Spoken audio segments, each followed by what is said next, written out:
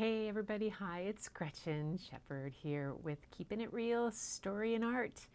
And tonight I have a premiere for you because I'm off with a family celebration. And so you know how that goes, family first, but I did not want to leave my story family out.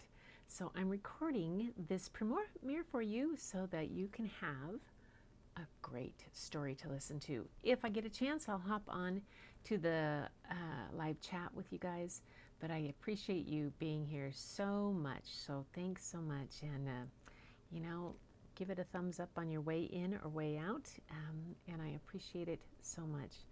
Tonight, I'm going to share a story along that historical fiction line that I like so much, that teaches us something about the history around us or in our country that we might not have known about. And children's literature is really strong with that.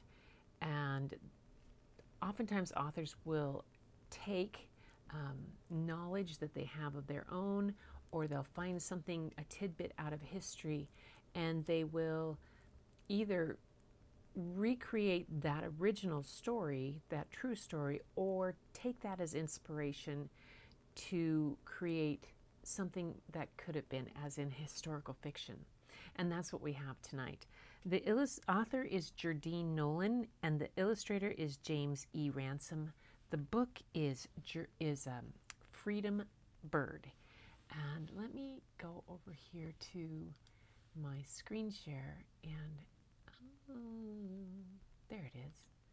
Here's Jerdine Nolan. So she was born in Crystal Springs, Mississippi. She's an educator still, but her thing that she said that I really thought was fun, that she says, I can't remember a time when I wasn't writing and collecting words. My mother encouraged me to do that. She was eager to hear my new list of favorite words. Cucumber was a word I preferred above most. And then one day I became smitten with the word chutney. And chutney, chutney, chutney. I would chant that one over and over. I even made up a little chutney dance to go along with the chant. Not funny. She said writing is fun work. She loves it. It takes patience to get the story right. And it's like sculpting or wiring the pieces together in a way so the words on the page have enough life that they could stand up and walk around all on their own. That's why my motto is hold on fast to your dreams as you would your balloons. That's cool. She says, in looking over the landscape that is her work so far, she thinks her stories are about possibilities, possible and impossible possibilities. Possibilities are sometimes born out of great needs. Stories help us examine and shape the world we live in. Stories give us hopeful answers and insights to questions no one person can answer on their own. Stories help us share our lives. That is what I love about being a writer. And she has a fair number of books that she's done. Big Jabe, Freedom Bird, and Thunder Rose are the three in this series. I'm going to be reading Freedom Bird, which is the middle one. She did Balloon Farm, which was also made into a movie, which is an amazing book. But Raising Dragons is one of my favorite.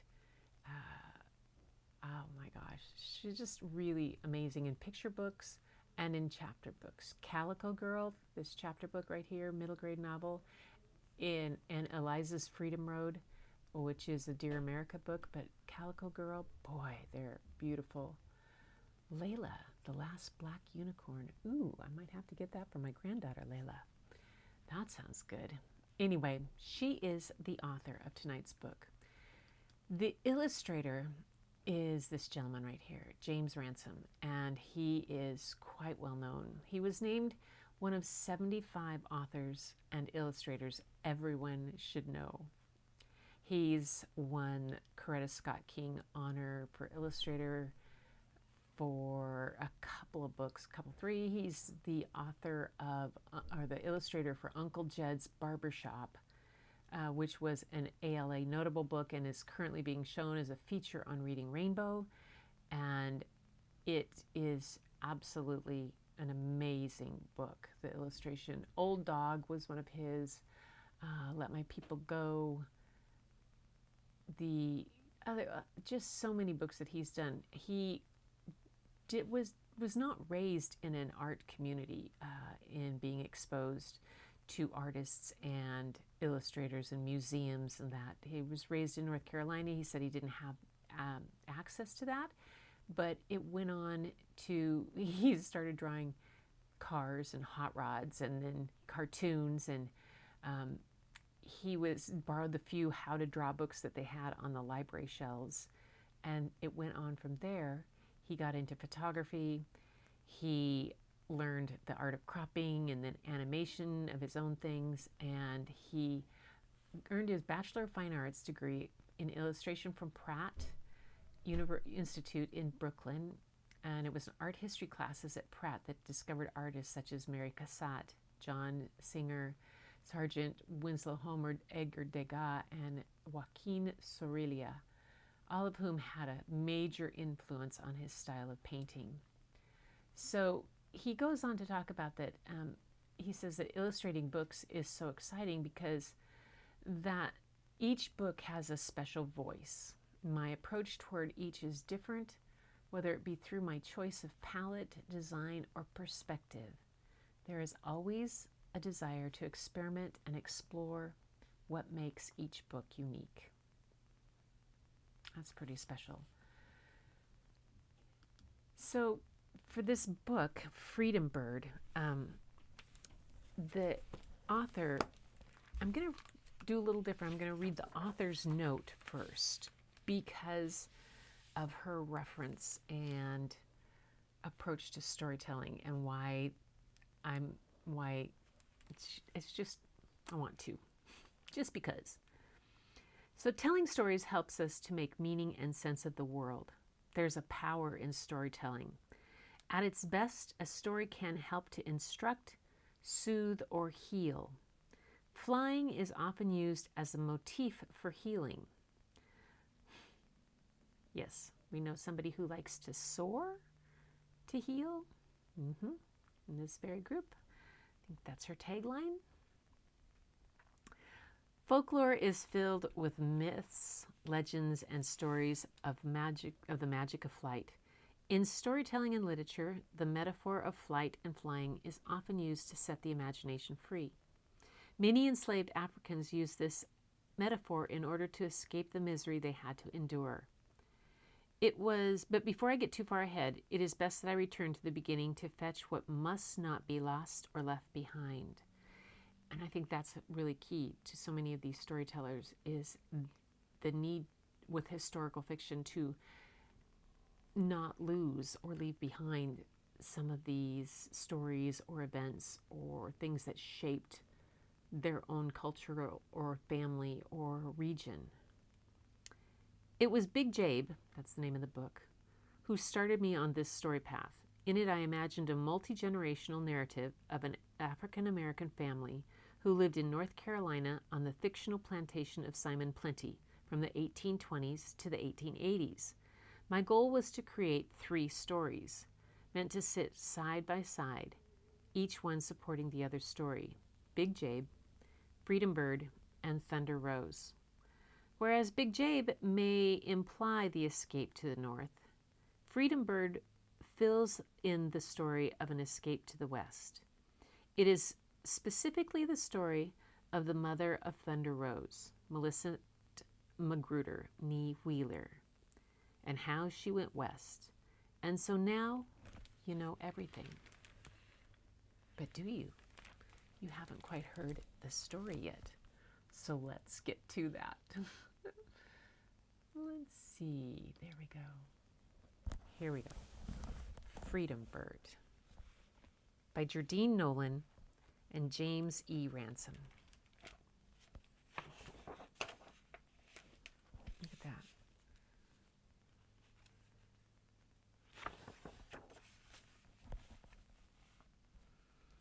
Sometimes, on account of what those who have come before us do with their lives. A pattern in the world forms, like the lines in a quilt that repeat over and over. And those actions continue to shape the lives of children and their posterity. Maybe it is that way with you and yours. Well, it was that way with John and Millicent Wheeler.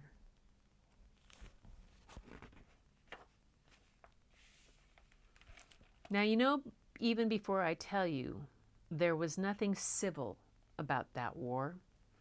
They should have called it what it was, a bad, bad war. But good can come out of bad, and something good came out of those backwoods one turbulent and thunderous night. The truth is, for the story I'm about to tell, the fighting had not even started yet.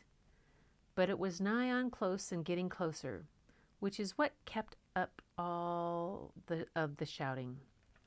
Yet still, there were some perilous times for folks who had it deep in the heart of them just to live free. Many escaped north on the Underground Railroad, but now a way was made west, where the world was waiting wide open and free.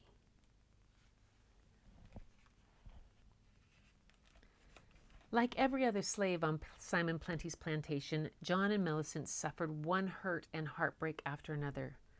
But the worst of things was when one by one their parents, Samuel and Maggie, were sold away. I don't have to tell you the pain this could put on anyone, let alone a child. But long before this, Samuel and Maggie had sown the seeds of freedom in their children's minds and hearts.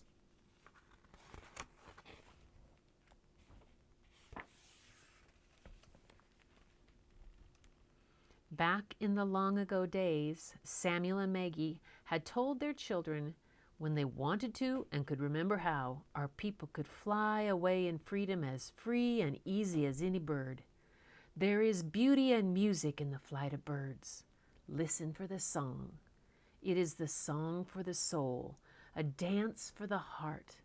Their wings comb melodies from the air.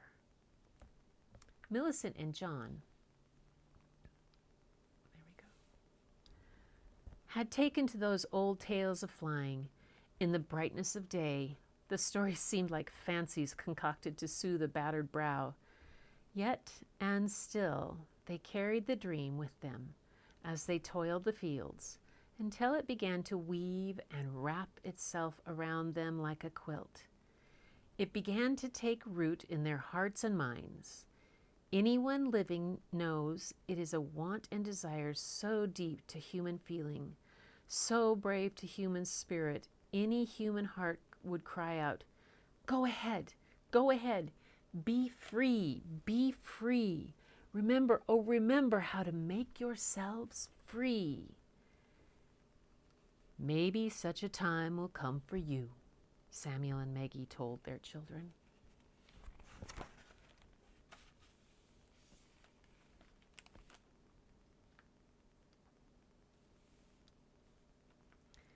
But until then, John and Millicent did what every other slave had to do on Simon Plenty's plantation: start their back-breaking labor at the first light of day and end because it was too dark to see. They worked in all weather, wet or dry, hot or cold. And Brone Sorensen, the overseer, watched over them to make sure.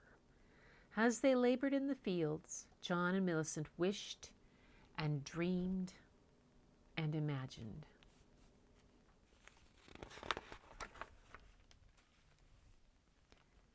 But this day, only one lone and mysterious bird circled overhead.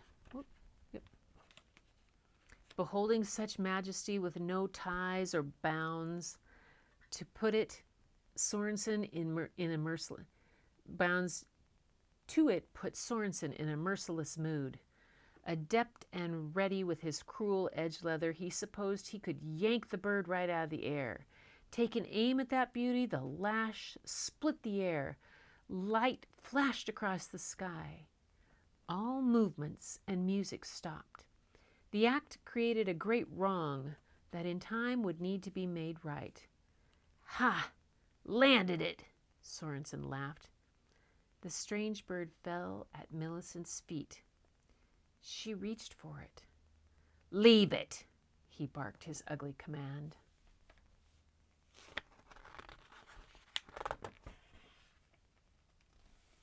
But that night, as the full face of the moon shone wide and bright, neither child could rest.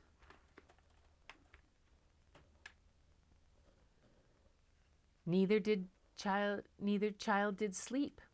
They worried and worried about the poor bird. Let us go get it, Millicent decided, if it's just to bury it proper.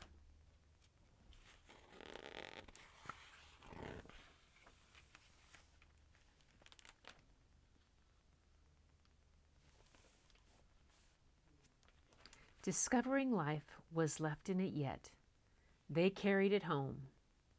It was a large bird, like no other seen around these parts before. Its long, spindly legs made the children wonder how it could stand on them at all. Millicent and John only wanted to tend its wounds. With the sweet milk of human kindness, and despite the risk, they determined to nurse the strange bird back to good health. There was no turning back now.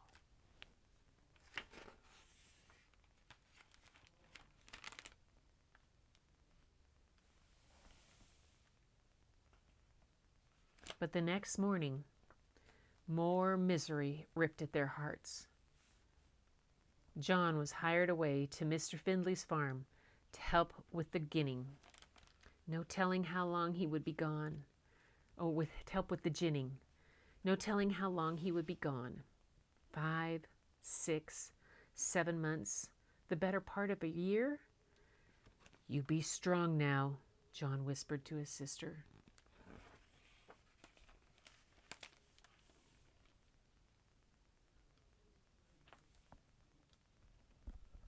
During the day when Millicent was in the fields, the bird slept silent, keeping to the shadows of the cabin as if he knew he had to.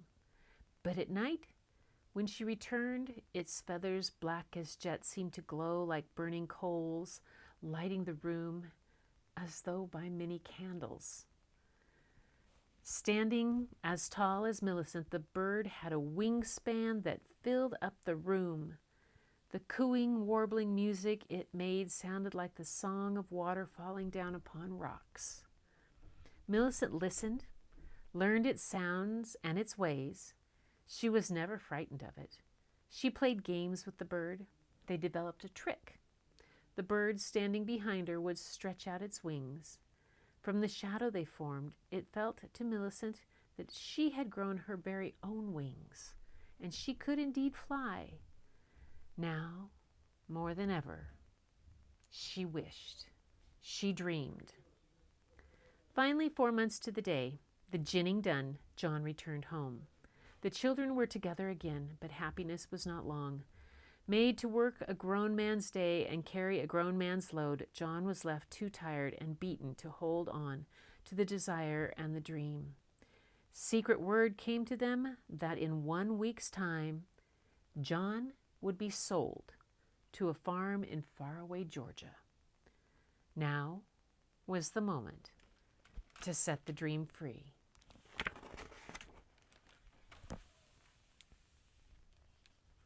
You know, fate is a gleaming star that has its own way of pointing you out and shining down on you in the form of providence. And sometimes one's fated star can shine down and cross with the shining of another. And when those stars meet, that can make some powerful shining. Those not used to looking or expecting not to see can be blinded by the light. It was so this night. Those stars shone down on John and Millicent Wheeler. It was a matter of moments and motions. Fly, Millicent pleaded, but the bird stood still. Shoo! She waved the bird on, but the bird would not move. Instead, it perched and sang. Without a thought, Millicent joined in. The song soared from her mouth. While on his rounds, Sorensen heard the commotion. He rushed to the quarters. He vowed to destroy the bird once and for all. This only strengthened Millicent's resolve. She sang even louder. With every beat of her heart, Sorensen stepped closer until he was upon them. "Fly," she pleaded with the bird. "Run," she called to John. And he did. For on this night, John and his sister, Millicent, chose freedom. With Sorensen now behind them, the mysterious bird opened its wings and lifted itself high into the air. The wind pitched and howled, the air cracked and sizzled its flashes of lightning. Instinctively, Millicent and John knew to follow its path. It was heading west. And those children went running, aiming as far away as a way would take them. "Run, oh, run," they called to each other. And they ran. Oh, they ran. They ran ahead of that storm, and they never stopped running until they reached the deep places in the woods. The strong arms of the wind protected them.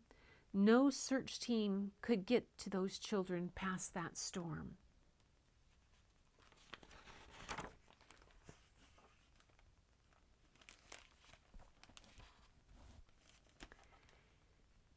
It is sometimes said that night is the shadow of a broad-winged bird. As big as the world itself comes gently and quietly soaring in on the day to swallow the daylight whole. Like freedom, night is something to wonder about. Later folks tell of their escape through the story of a storm. They say that is all that those children left behind. They say it is a mystery the way things happened that night. Storms rose out of a calm and peaceful sky. Burdens like souls were lifted and carried away from hardship, affliction, or any strife. Folks say it was a thing to wonder about and a mystery how John and Millicent ran away so free, as sweet and easy as eaten pudding. But the truth is, they hid in the woods and pecked their way north until they reached the Missouri River. There they hitched aboard a wagon train, heading for the wide open spaces of the West. That is how they got free. Oh, child, don't you know? That is how they made themselves free.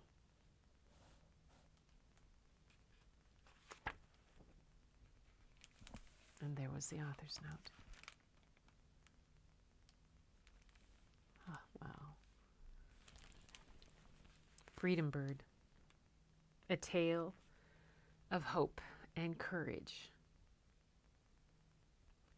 Wow. That book has some amazing language and rhythm to it. I really enjoyed reading that one. That one, sometimes as a storyteller, there are books that you just read, and there are other books that just completely read you. They just they just are read through you. They're just amazing. This was a beautiful book. Absolutely beautiful. Oh, wow. So, Freedom Bird by Jerdine Nolan. I'm going to look for Thunder Rose, and I'm going to look for, what's the other one?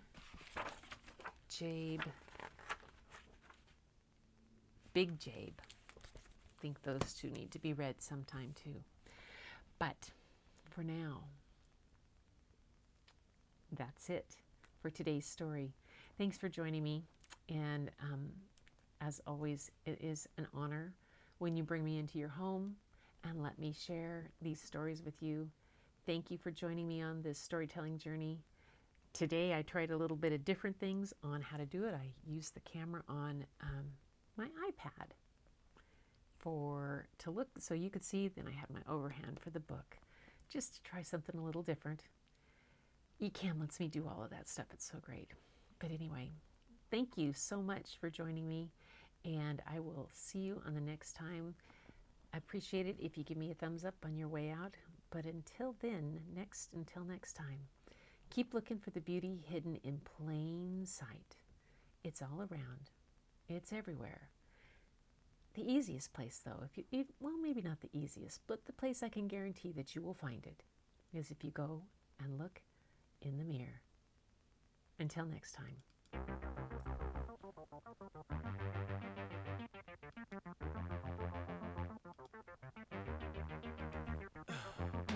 In the heat of the night, we could get lost in all the lights and sounds. Feeling alright, we won't go home, we would just stay here downtown. There's not just stars on the boulevard, they're in the light in your eyes. Oh, we don't need no black cards, I just need you by my side. We could be sharing